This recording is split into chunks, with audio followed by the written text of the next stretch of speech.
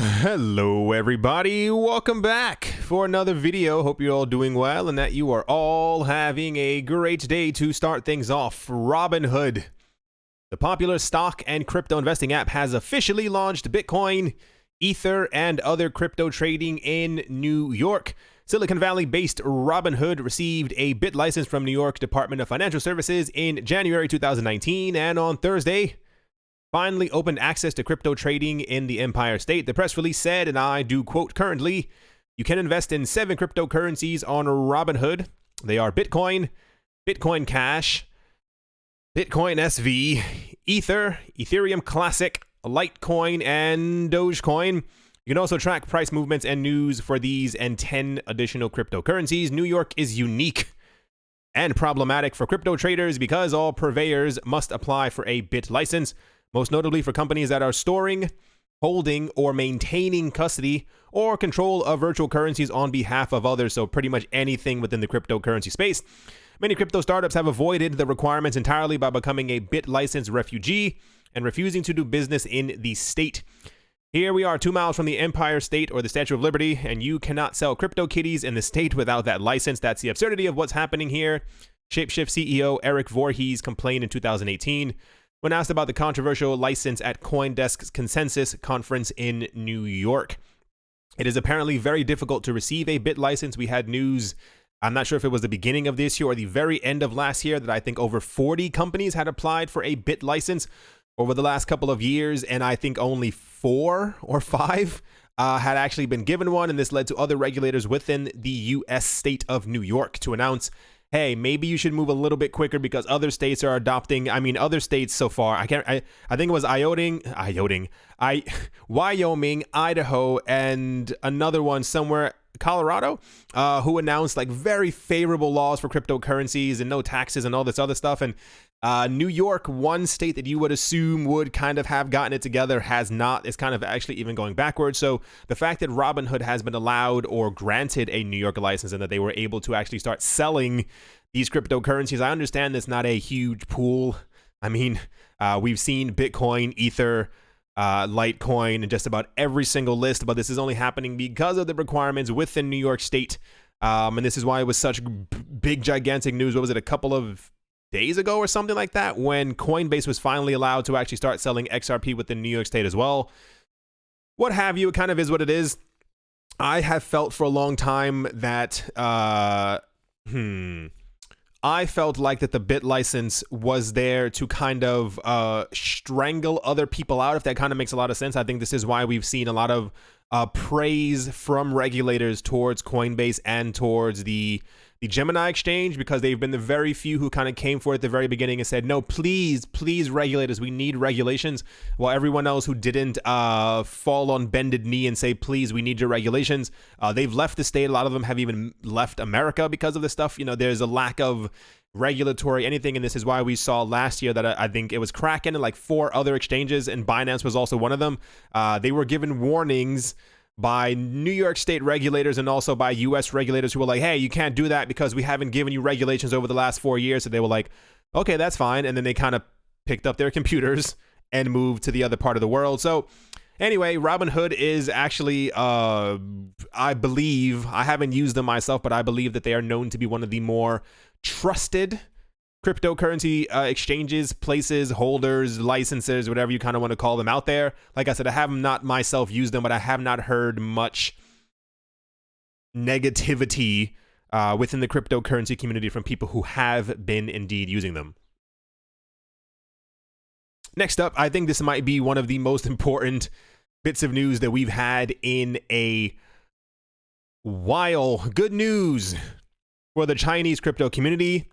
Xiao Wei, a council member at the Law Research Association of the Bank of China, shared with local media that despite the ban, Chinese citizens can safely hold Bitcoin without being considered a crime or an illegal activity. According to the expert, the Chinese legal system expressly prohibits ICOs, but has a different view regarding the possession of cryptocurrencies and the rights associated with them. He said, in 2013, China gave a clear definition of the legal nature of Bitcoin itself. It is a specific virtual commodity, that is, it states or has status as a property. The general principles of the law implemented on the 1st of October 2017 reconfirm that virtual currency or property is protected, my goodness, sorry. 1st of October, the law said, it was reconfirmed that virtual property is protected by Chinese law. Anyway, Xiaowai analyzed that based on this, owning Bitcoin is legal within China. Likewise, being crypto a legal, okay, so it's not just me, whoever wrote this article is not correct, and this is why I'm tripping up a lot. It says, likewise, being crypto a legal property, over-the-counter trading is also not considered a crime. The expert explains that according to the laws, this would be an act of disposition of power in which one person transfers to another an asset along with the rights associated with it. How to dispose of it is the private right of the owner, and owners have no right to interfere, he explained. Xiao's statements provide some clarity to the ecosystem. The Chinese government has a restrictive policy on just about everything that seeks to reduce the activeness associated with cryptocurrencies, especially because of the negative perception that exists around the ecosystem. So what it seems as of right now, and I said this is very important because this needed to be said out loud, not just by me, but by also the person who was digging through the laws, because there's been a huge misconception that within China, everything regarding cryptocurrencies has been banned. You can't touch them, you can't own them, you can't look at them, you can't trade them. You definitely can't do this. And we had news over the last 3 weeks that over-the-counter trading is apparently legal within China for cryptocurrencies. I assume this is only legal because it is not happening through a cryptocurrency exchange, which the law within China doesn't really care for because they might miss something or whatever. So if it happens over the counter, I'm pretty sure there are documents that are written as this is actually happening. Let me close the window because the sun is blinding me. My goodness, that's a lot better. The other part of it came down to the fact that no one was aware that you were actually, or rather it wasn't specified explicitly that you were actually able to hold Bitcoin or cryptocurrencies. We had news a couple of days ago that, is it called WeChat? Within China had actually banned merchants, I think, from accepting cryptocurrencies or sending cryptocurrency. It was something along the lines of you can't spend this on WeChat. I assume it's also because it was happening through the blockchain, and probably because they didn't have an accurate count of exactly what money or cryptocurrencies were flowing through the blockchain, as it was not specifically stated within WeChat, because normally within the WeChat app, everything is kind of stated. Everything that you do is on your phone. Like it gives a clear definition of exactly what was happening. So I'm pretty sure even people within chats were probably saying, send me 1/4 of a Bitcoin and I'll send you so and so and so. And they may have done this through their phones or whatever. And this was also why it may have been shut down. But it appears that if nothing else, for the last 6 years, it has been legal for anyone there to actually own Bitcoin. I'm still certain, I don't know when, that China is going to allow cryptocurrencies.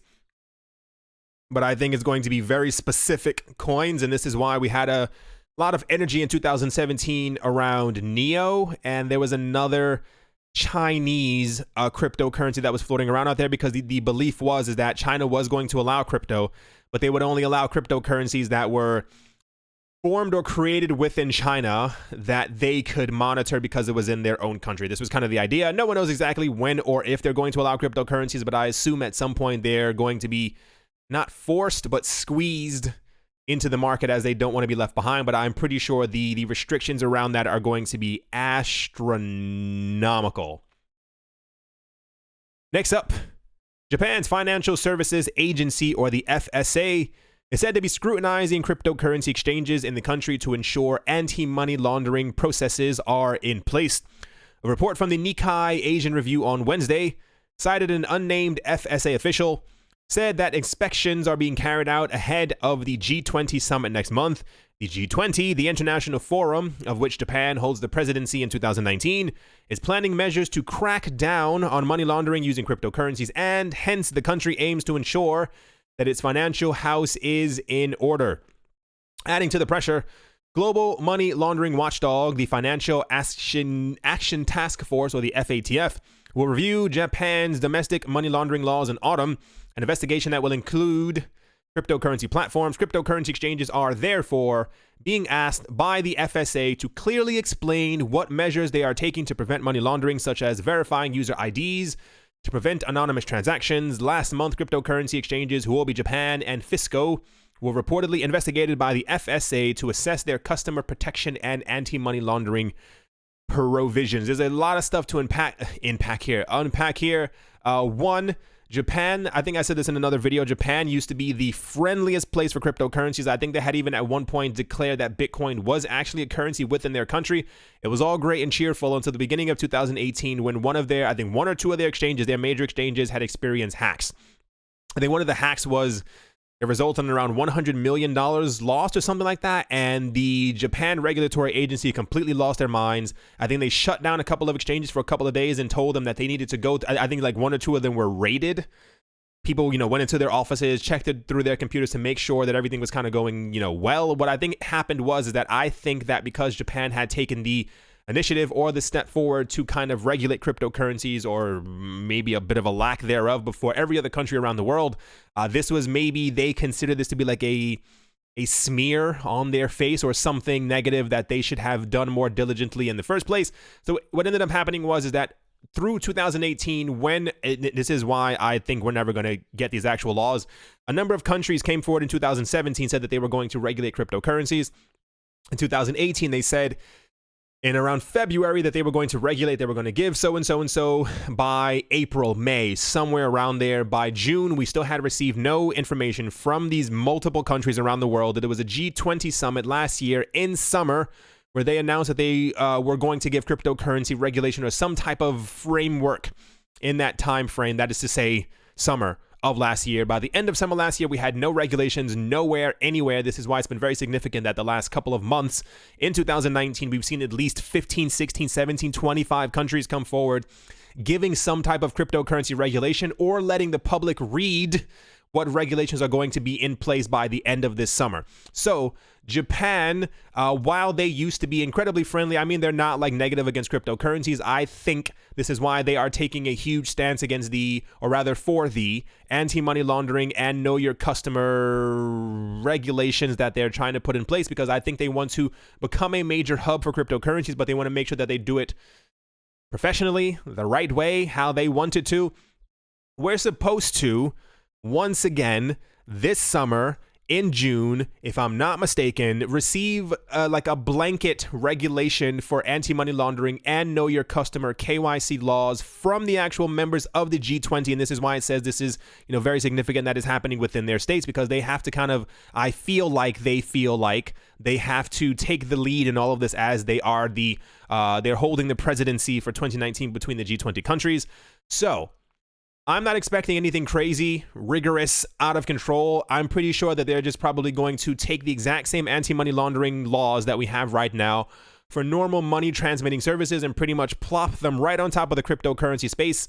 This is pretty much all that they can do. Every single country that has had something negative to say or is trying to regulate cryptocurrencies, it's just come down to regulating ICOs, regulating STO, security token offerings, or regulating cryptocurrency exchanges. You can't actually regulate the blockchains themselves, because that's not how blockchains work. Like, there's no way for them to actually regulate Bitcoin, but they can have it so that it's in place that if you are trying to transact with these cryptocurrencies, it has to go through a certain app, it has to go through a certain platform, it has to go through the cryptocurrency exchanges that are within your country, and therefore everything has to be registered because your name is already on that cryptocurrency company, exchange, whatever the case might be.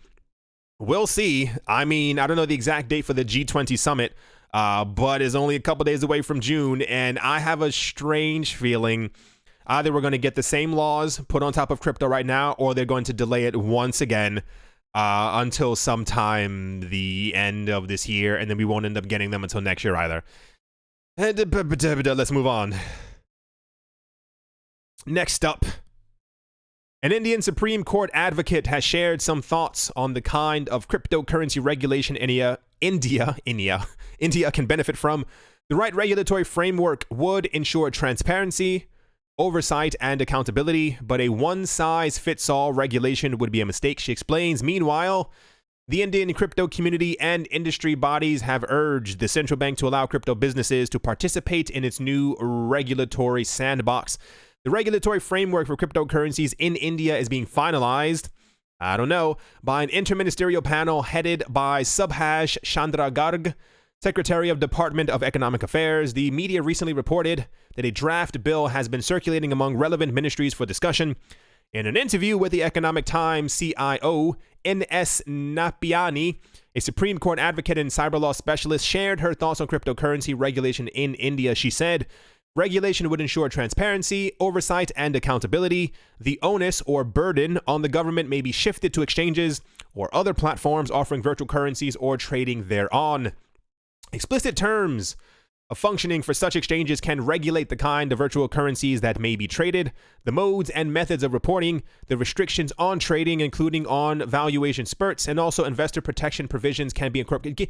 Do you understand what's happening? Everything that I'm reading right now, we have countries who are desperate and are going to be regulating cryptocurrencies, these things that exist on the internet that came out 5, 6, 7, 8, 9, 10 years ago. The world at large is desperate to regulate these things. You have to understand where the cryptocurrency world is going.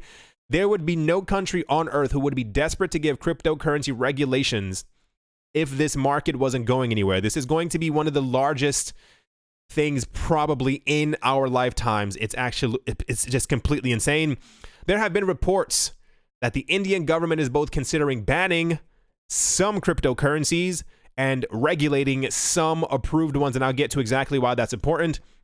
The Economic Times recently reported on the banning of cryptocurrencies and regulation of official digital currencies bill 2019, citing an unnamed government official claiming to know the details of the bill. Commenting on the possibility of a ban on cryptocurrencies, Napiani told the publication that any one-size-fits-all option may be a huge mistake.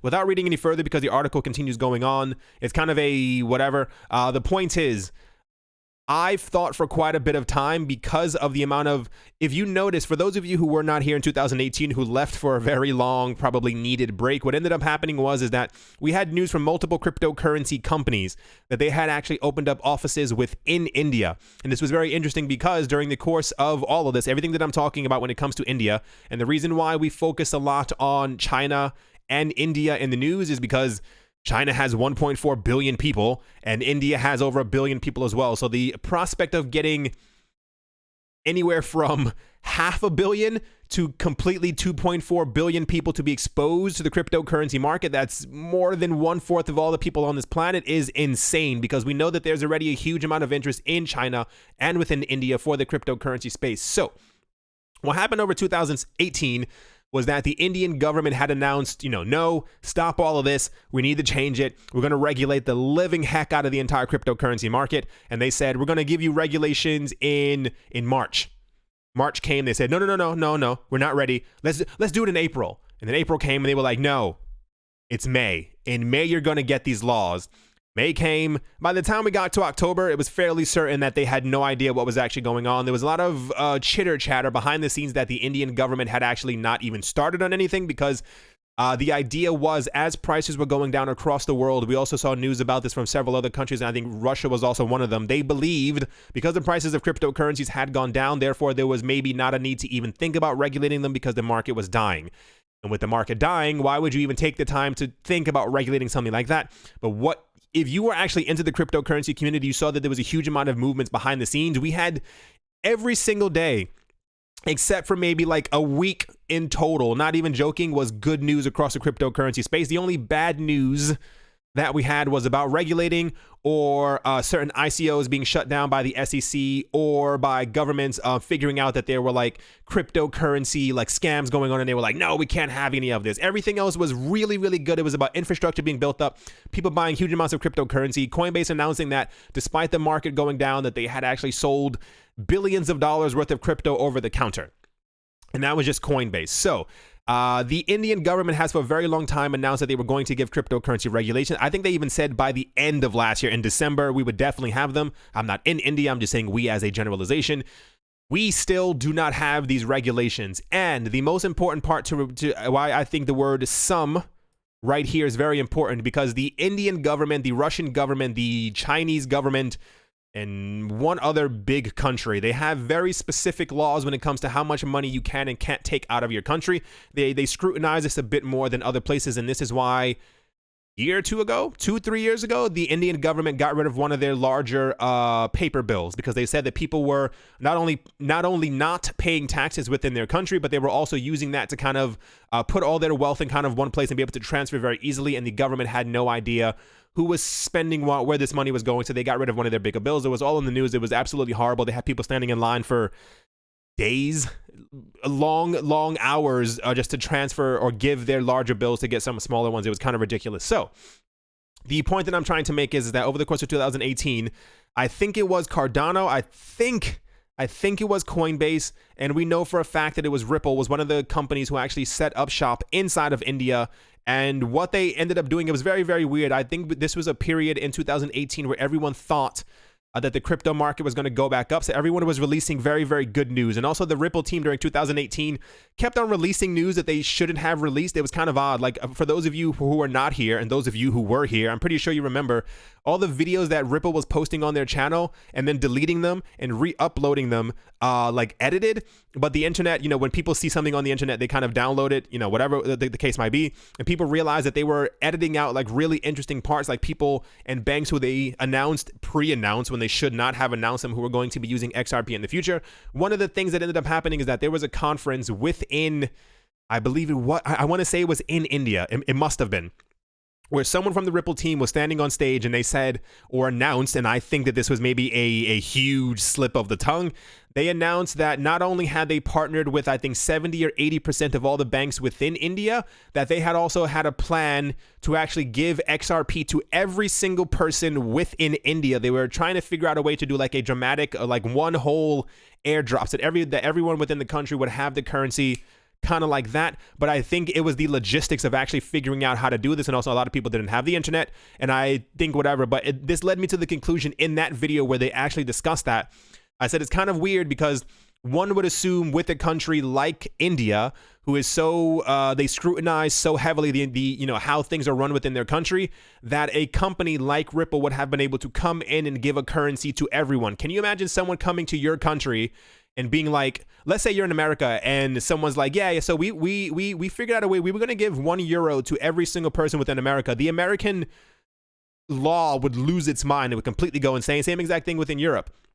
If someone had announced, yeah, you know, there's a billion people in Europe and we planned on giving every single one of them a tether or something else, like regulators would completely lose their minds. But the fact that they said this in that video or while they were on stage led me to believe that they must have been heavily working with or in cahoots with the Indian government. So back to the word sum that's on the screen, it led me to believe, and this is why I thought this was going to happen for a very long time, because we have seen other countries around the world, especially in Southeast Asia, who have announced that cryptocurrencies are legal, but only like 5 or 6 cryptocurrencies are legal. I think we saw this. It was either Thailand or Indonesia. I can't remember the exact country at the moment.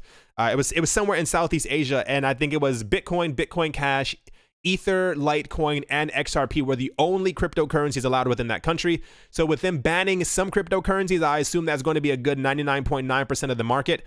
Regulating some of them, what I assume is going to happen is, as at the current moment, we can track all transactions on the Bitcoin, Litecoin, Ether networks. And also on the XRP network, I assume these are going to be the 4 coins that will probably, no one knows, speculation, be allowed within India. And I assume that they're going to try to do the, you know, a very tiny pool of coins that are going to be allowed. Maybe even some other ICO coins that we just haven't really even thought of yet that may have been active within India that the Indian government may be more comfortable with. But this is what I see is going to happen. I think they are not foolish enough. If they do this, it's crazy. I don't think they're foolish enough to outright ban all cryptocurrencies. I hope that they've been doing some type of research behind the scenes to make sure, or rather to see exactly which cryptocurrencies they can have a bit of control over. Anyway, hopefully this happens relatively soon. I think it said, yeah, it's being finalized.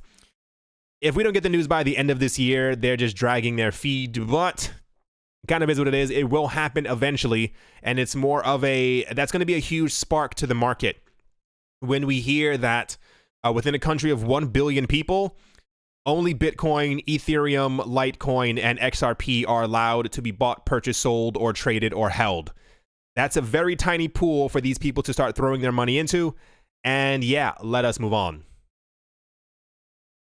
Next up, Tron is actually in the news. The popular South Korean game producer known as Sky People has recently launched its Final Blade mobile RPG, which has been immensely popular in Korea and Taiwan. Now the game studio has signed a MOU, or Memorandum of Understanding, with Tron to launch another game together. Sky People released their mobile game Final Blade last month, and it immediately went to the top of the charts both in Korea and Taiwan. Now Tron has revealed that the CEO of Sky People, Derek Park, has recently signed a Memorandum of Understanding, or an MOU, with the Tron Foundation to build a game on the Tron blockchain. The MOU between Derek Park and Justin Sun was officially signed at the start of April. Now, Tron and Sky People have launched another game called Dragon Castle on top of Tron. Justin Sun believed that apart from other benefits, Tron will be able to get the vast number of users of Sky People and enlarge Tron's user base. This should create additional use cases for the Tron Open Ledger and TRX in particular, maybe even the BitTorrent token. The CEO of Sky People said, "This MOU is a result of both companies envisioning the activation of the Tron network and community through Sky People's game and blockchain development. With a long-term partnership that produces viable outcomes, we are going to prove the viability of the new gaming market." There was a photo of them, I guess maybe not on this article, there was a photo of them somewhere shaking hands, so I know that this is actually confirmed. We had a problem in 2018 where a lot of Tron's partnerships were not actually partnerships, but we know that this is actually going to happen. Tron, like I said before, is not one of my favorite coins, but I know by the numbers that they are doing fairly well. It's them and EOS who are kind of dominating a lot of the cryptocurrency space when it comes to gaming. This is the actual game right here, if it actually loads. Yeah, it looks kind of cool. I didn't, sign up or do anything for it, but apparently it's like an attacking betting game. I think if you bet a bit more, you do more damage, and you attack these monsters, and they attack you, and blah blah blah blah blah. Other crazy stuff happens. So, I'm still waiting for the day when I guess we get like really popular and or like very smooth like fighting RPG games and stuff like that on top of these cryptocurrency networks. Regardless if it's Tron or EOS, I will then be unbiased and just kind of play them in general, because I'm interested in seeing what a decentralized video game looks like, in more so one like where you actually own your in-game items. I think that's also very fascinating. Anyway, so yeah, this is another, despite what I might have said before in the past about Tron, they are doing fairly well. A lot of people are building games and things on their platform, so good luck to them. I actually gave them a little salute. No one could see that. Let's move on. To finish things off, encrypted messaging service Telegram will purportedly launch its Telegram Open Network TON in the third quarter of 2019, according to the crypto news site The Block. An internal memo sent to investors reportedly said the network would launch later this year. Telegram purportedly said that a recent successful test process reaffirms our belief that the TON virtual machine and the TON Byzantine consensus algorithm are capable of meeting the goals stated in the original white paper. In April, Cointelegraph reported that Telegram opened access to private testing version of the TON blockchain to a select number of developers. Anonymous test developers said the blockchain demonstrated extremely high transaction speed. The TON network will supposedly host decentralized applications similar to the Ethereum network. In February, an apparent purchase agreement for Telegram's Gram tokens, the TON network's native cryptocurrency, stated that such contracts will be rendered null and void if the network did not launch by Halloween. Telegram was founded so and so blah blah blah blah blah, money. What is interesting here is that we've had news for quite 2 years, give or take, that they've been trying to create the Telegram Open Network to be their own blockchain. Apparently what they're trying to do, like many other coins out there, they're trying to not dismantle, trying to take over or pass by Ethereum. That is to say, they are touting themselves as an Ethereum killer in not so many words. They're trying to be a DApp, smart contract, so-and-so, everything kind of platform. No one knows exactly how big it's going to be. The most important part out of all of this is that TON, or Telegram Open Network, is expected, as Telegram has a lot of people on their platform, to be major or massive or very, very large. That is to say, a lot of people are saying that if they can launch before Facebook, they could maybe end up getting a large share of the market, as a lot of people are expected to then use their platform, use their token, especially if they end up building games and dApps and so and other, smart contract platforms on top of their thing as well. The most interesting thing for those of you who caught it was that because it has taken them a bit of time to launch their project, it is actually stated in the white paper that if they do not launch this network by Halloween of this year, I think the tokens that are out already would be then null and void, and a lot of the stuff wouldn't really continue happening. So they're kind of on a bit of a time frame, time consensus, time. They don't have a lot of time.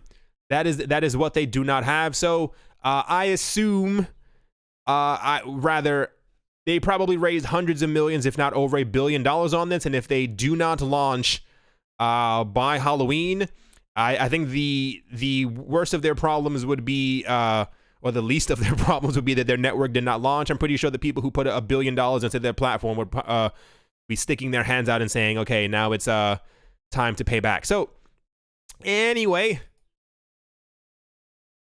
there we go.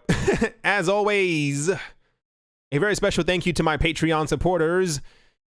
They are Professor Wally from Gun Bot University, SC Verzely Fine Art, Crypto and Beer Shipmate, Brady Niels, L. Doug, Jared Schneider, Wise Night Owl, Shaolin Fried Rice, Galaboa Snake, Crypto Joe, Mohair Maroney, Carl Birchenoff, singer-songwriter Mike Savitz, Rai, Yasha Harari, Amy Starsheen, Jeffrey Ramsey, Krypnotic, Clara T, Snowden, Crypto Artist, Coldy, 3D, Nicholas, One Earth, One Peace, One Love, Setsuna, Nick Kanaya, Richie Rich the Third, RF Dusty, Cody, Vlad the Impaler, Paxis, Jeremy the Photographer, Jim Gardner, Minting Coins, Arthur Yaku, Nick Mangialavori, and Anthony Charles. Thank you all an incredible amount for your support. I appreciate every single one of you at the moment.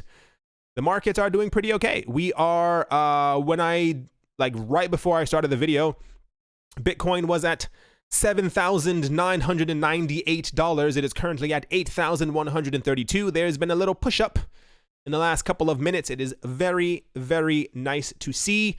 Ethereum still over 250. Litecoin is over $104. I hope it remains this way. The market is doing fairly okay.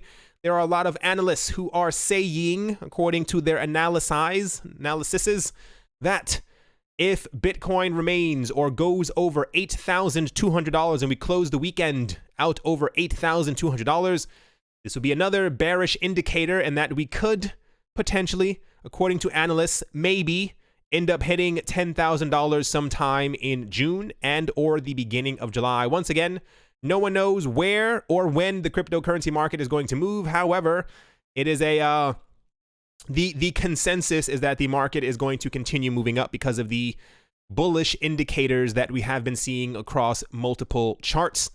I hope you all enjoyed. Hope you all are having a great day, a great morning, a great afternoon, a great evening, wherever you are, wherever you might be. I hope it's absolutely fantastic. Thank you all once again for watching and listening. I hope you all have a tremendously awesome weekend. It looks like a lot of the altcoins are starting to sell off. I mean, there were a couple of coins that kind of pumped for not to say no reason, but they were pumping very hard. Waves was up very high. BitTorrent also pumped a little bit a couple of days ago. Chainlink was also pumping. I want to see exactly if they have Bitcoin's dominance up here. Yep, 56%. Bitcoin's dominance for a while was around like the 40% area. And a lot of analysts, I mean, it depends on, I guess, how much of a maximalist you are.